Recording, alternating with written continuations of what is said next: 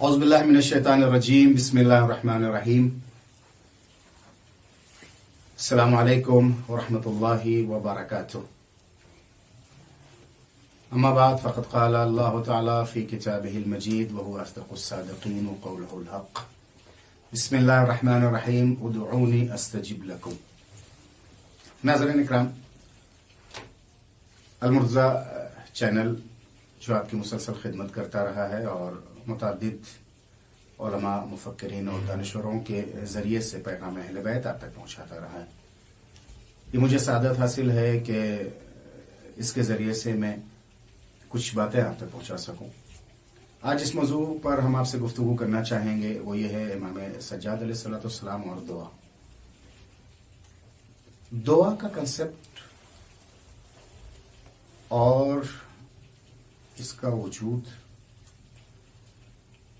ہر مذہب میں پایا جاتا ہے، بلکہ میں یہ بھی کہہ سکتا ہوں کہ اس مذہب کی قید نہیں. وہ لوگ جو کسی مذہب میں نہیں بلکہ ایک طرح کہا جائے لا مذہب بھی اگر ہیں تو وہ دعا کا عقیدہ رکھتے ہیں. دعا کا مطلب صرف مخصوص اور لکھے ہوئے اور نپے تلے جملوں کی تکرار کا نام نہیں ہے. دل کی ایک آواز ہے، حاجتوں کو الفاظ کی شکل اور صورت میں پیش کرنے کو دعا کہتے ہیں.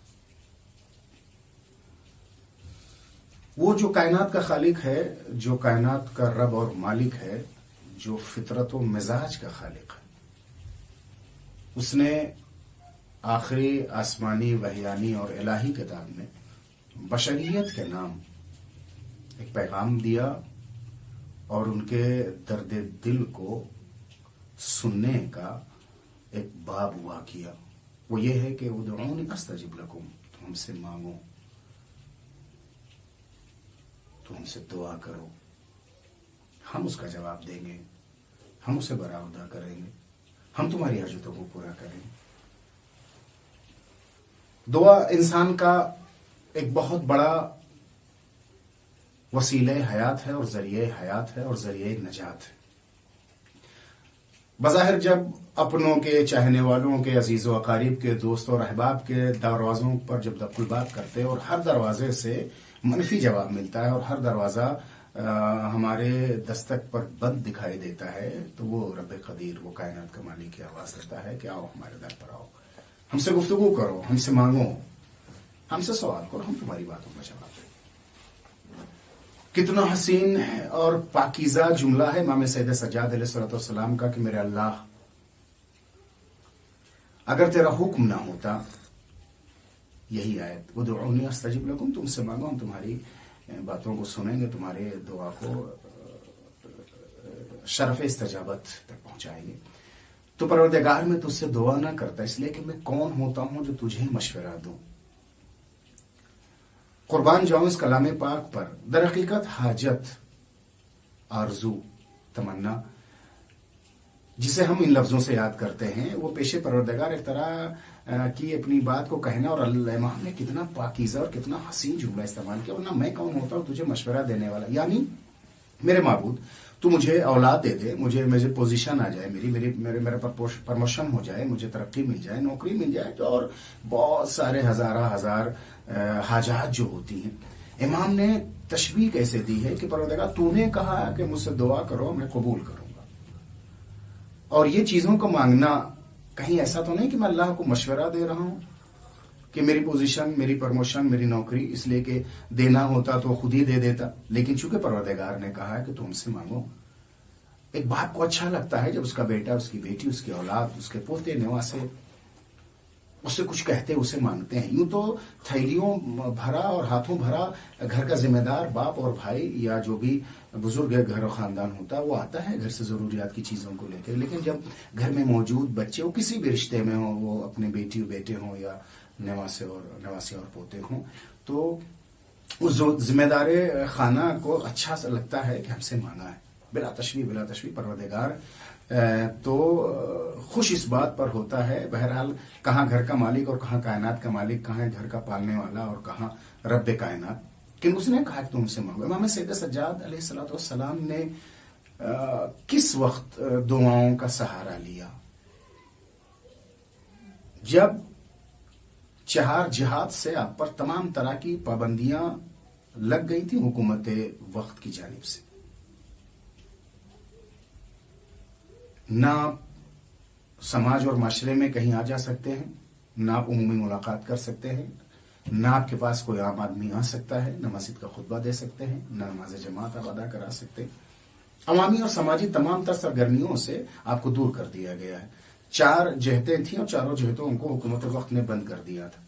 لیکن قربان جاؤں اس تدبیر امامت پر جس نے 2 جہتوں کو جو کھلا پایا تھا اسے مکمل استفادہ کیا اور انسانیت کا نام پیغام دیا. 2 جہت رہ گئی تھی، شمال و جنوب، مشرق و مغرب کو حکومت وقت نے باندھ دیا تھا، پہرا لگا دیا تھا، پابندی کر دی تھی، مگر 2 جہت رہ گئی تھی، ایک نیچے کی اور اوپر کی. جو زمین کی جانب جو جہت جاتی تھی اس میں سر سجدے میں رکھ کر کے ایسی عبودیت، ایسی بندگی کی اور ایسے تضرع زاری کے ساتھ اللہ سے رابطہ کیا کہ سید الساجدین و زین العابدین ہو گئے. اور جب ہاتھوں کو اٹھایا آسمان کی جانب، خالق حقیقی اور مالک حقیقی اور رب قدیر کی جانب، تو دعاؤں کا وہ ثمرہ، وہ خزینہ، وہ خزانہ، وہ گنجینہ، وہ دفینہ انسانیت کے لیے دیا، بشریت کے لیے دیا. جو زبور آل محمد ہے، انجیل اہل بیت ہے، صحیفہ سجادیہ ہے اور اخت القرآن ہے. اتنی عظیم کتاب. عام طور سے لوگ دعا کو اتنی اہمیت نہیں دیتے رہے، کیا دعا کہنا اور کیا کرنا. جس گھر میں قرآن ہے اس گھر میں نہج البلاغہ ہے، اور جہاں یہ دونوں کتابیں اس گھر میں صحیفہ سجادیہ پائی جاتی ہے. اور اگر خدا نخواستہ نہیں پائی جاتی کسی گھر میں تو میں مؤدبانہ التجا کروں گا، اللہ سے رابطہ کرنا ہے تو قرآن ہونا چاہیے. ائمہ علیہ الصلوۃ والسلام کی مکمل زندگی کو اگر سمجھنا ہے تو نہج البلاغہ آپ کے گھر میں ہونا چاہیے. اور اگر بندہ اللہ سے رابطہ کرنا چاہتا ہے، اسے کیسے جینا ہے، تو صحیفہ سجادیہ اس کے گھر میں ہونی چاہیے. اور امام نے کن کن پہلوؤں کو، ظاہر بات ایک مستقل موضوع ہے اور اس پر مستقل کئی قسطوں کی ضرورت ہوگی کہ اس موضوع پہ گفتگو کی جائے، لیکن میں جست و خیز صرف یہاں اور وہاں سے سب چند نمونے یا چند گوہرائے آبدار آپ کی خدمت میں پیش کروں کہ امام نے کن کن مواقع پر اور کن کن لمحات اور کس کس انداز سے جیزوں کو پہنچایا. بہت سارے امام کے کلمات اور جملات ہیں جو امام نے ایک فارمولے کے طور پر اللہ کو مخاطب کر کے کہا، اور سائنس نے اس کو پڑھا اور پڑھ کر کے اس پر ریسرچ کیا، ترقی کی اور دنیا اور سماج اور بشریت کو ایک تحفہ دیا. امام کے کلمات میں سے ہے کہ وہ ذات جو نور اور ظلمت کے وزن کو جانتی ہے، اندھیروں کے باسی، یہ نور کی چکا چوند میں زندگی گزارنے والے دونوں لوگ، نہ اندھیرے والے کو اس بات کی خبر تھی کہ اندھیرے کا وزن ہوتا ہے، نہ نور کے جھماکے میں رات گزارنے والے لوگ سمجھتے کہ نور کا بھی کوئی وزن ہوتا ہے.